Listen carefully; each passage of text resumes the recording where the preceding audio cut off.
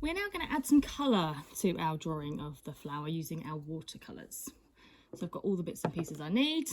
I've got my image printed, but that's only because I can't view it on the device because I'm filming with it. You should be able to look at the image on your screen. So I'm just going to wet my brush slightly and decide where I'm going to start. So I'm going to start with this sort of reddish tone just in between here on this sort of V-shaped section. So I'm going to go in with a little bit of water and then some of that mid-red colour. And I'm then going to start to build that up. That's vibrant red there. Don't want to get it too wet.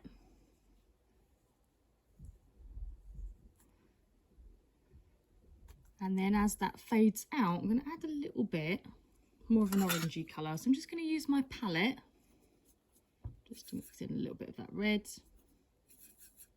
and then add some yellow to make a nice orange colour.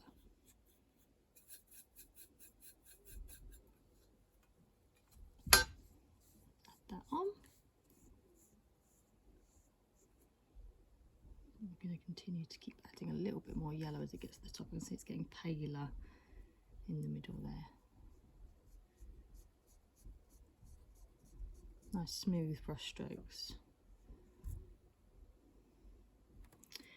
Now I probably want to make it a little bit darker for this bit here, but as my paper's already quite wet, I'm going to let that dry off a bit and then come back to that a bit later. I'm now going to move on to this second petal just here. Much more sort of yellow in colour. Constantly looking at my my picture to check that I'm happy with the colours that I'm using. Nice smooth brush strokes. I want to try and get the texture of the petal as I do it. I don't want them to be too scratchy. Tiny bit of red there, just to feed that through.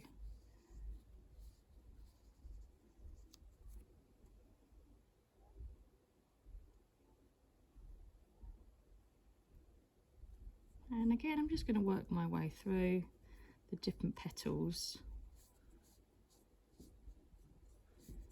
building up that colour, just being conscious that I don't want to get my paper too wet. So if I want to go back over it, perhaps without blending, I want to make something a bit darker, but I feel it's too wet, I can always wait until that's dried off a bit. Let's just hear it's going ever so slightly more orange. So I'm going to go back to my colour that I've mixed here and try and blend that through. A bit more orange in the corner there.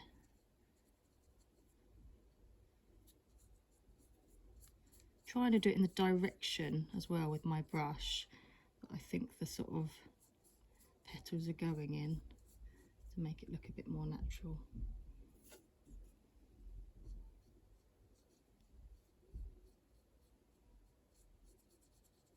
Just use my fingers just ever so slightly just to dab that bit off.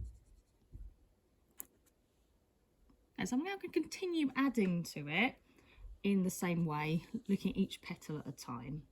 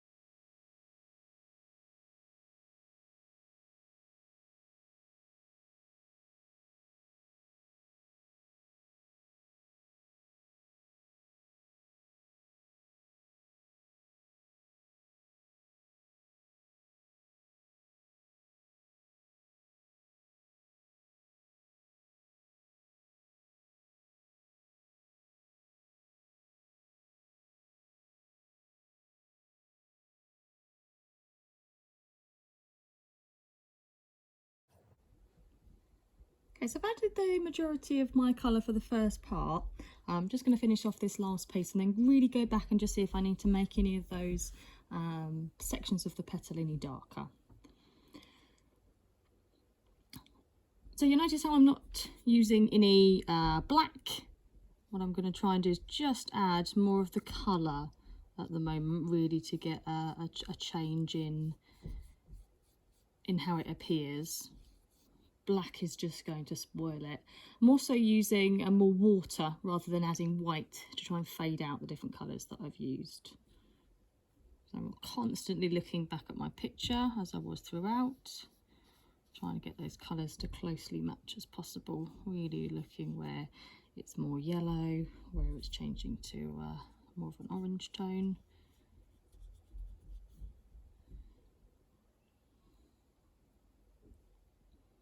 So really quite dark in this little triangle part here. And my palette here's already got a little bit of water on the red there, so by not adding as much, I've got a little bit more control with my brush, especially in the smaller section here.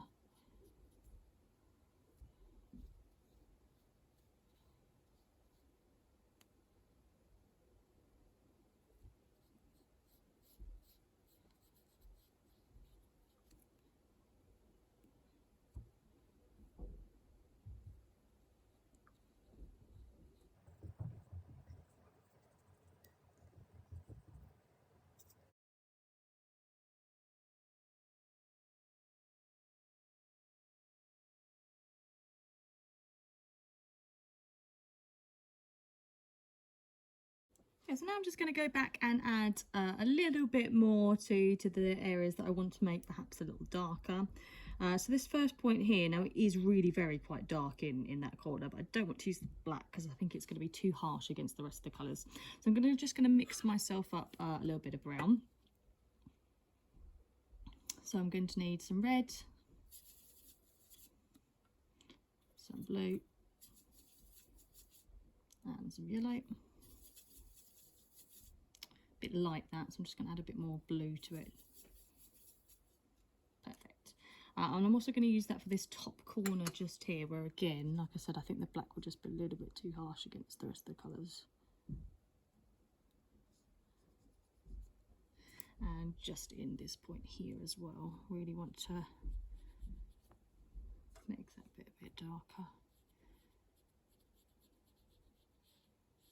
And from there I'm going to use this darker red, this crimson red, to blend out.